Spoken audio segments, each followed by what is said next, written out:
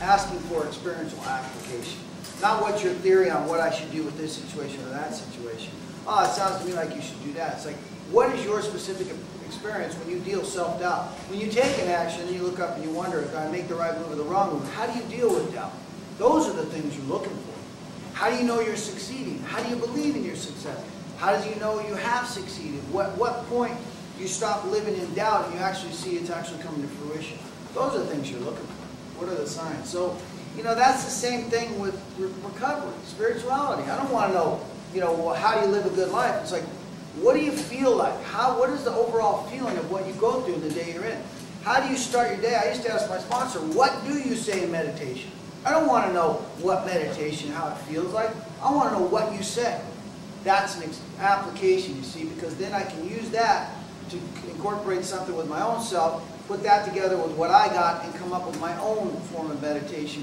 But I'm doing it from a basis of somebody that's saying they do that, and this is the feeling they get from that. As opposed to saying, when someone meditates, they feel at one with the world. Isn't that great? It's like, you know, as opposed to, you know, I've learned to take note of a blade of grass, a sunset, and see a flower, and not just walk by the flower, but experience the flower.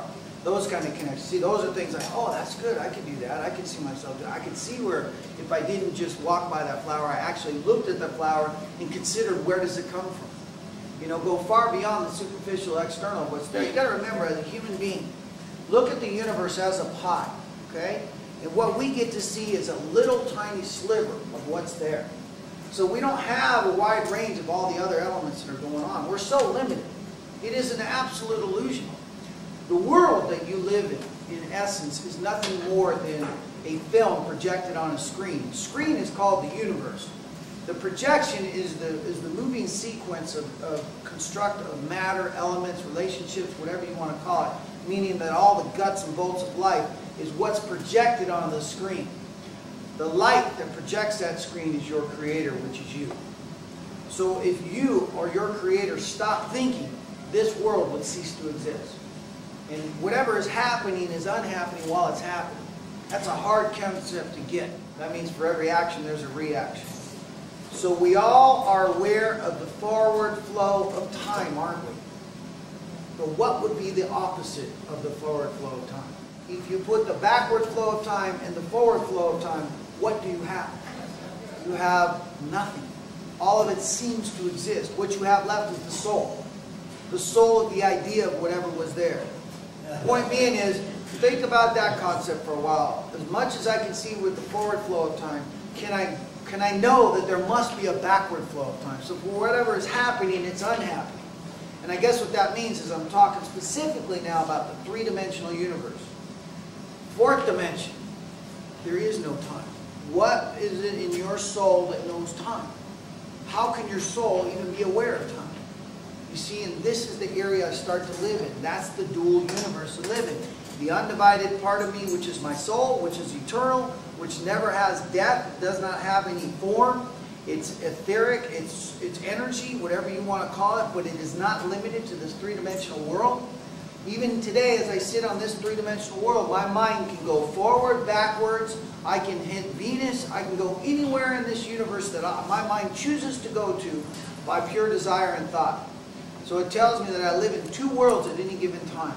In this moment, there's the moment of us bodies, all our bodies collectively happening, but also within this moment is our souls are having an experience. Have you ever sat around a room and just tried to see the soul of the person that you're sitting next to? Feel their soul. You know their body's not who they are, so how do you go past that physical form to experience the soul? First of all, by asking, and second of all, by recognizing, what is your soul? How is your soul operating? What is it limited to? So I must live in both those worlds. It is that world that allows me to exist in this world, because if I'm just subjected to the three-dimensional world, imagine how much of the universe that I miss. But yet I know what's there. So in terms of that, that's what this message is about. That's what this life's about. And I talk about it all the time. Take time out of the sequence in the day that you're in. If there was no sense of time right now, this is a soulful question, soulful thought. You must come from your soul. What would you be doing right now? What would you be doing right now if there was no measurement of time? That means you're eternal. That means there is no death. You're immortal, if you will. What would you be doing right now with all that you have? if you could remove time, and you can, just in concept, this is what creative imagination is about, what would you be doing? In this room, I would venture to say you'd probably be doing exactly what you're doing. Now, when you're arguing, you're yelling, you're screaming, they're turning up the world, what would you be doing? If you look at it all, why are you arguing, why are you screaming, why are you in torment, why are you frustrated, why are you going into that craziness, is because in some way you've attached time to a moment. And you're putting yourself in a position where we got to do this before this happens, or if we don't do this, then we're going to lose out because we haven't done it the right amount of time. Take time out of it, and it slows everything down, obviously. But in terms of that, it gives you perspective. It gives me great perspective.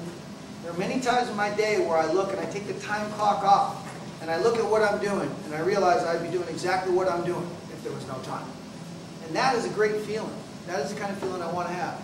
When I find myself doing something, and there's no sense of time, and I'm not doing what I should be doing, I know exactly where I should be. Does that make sense?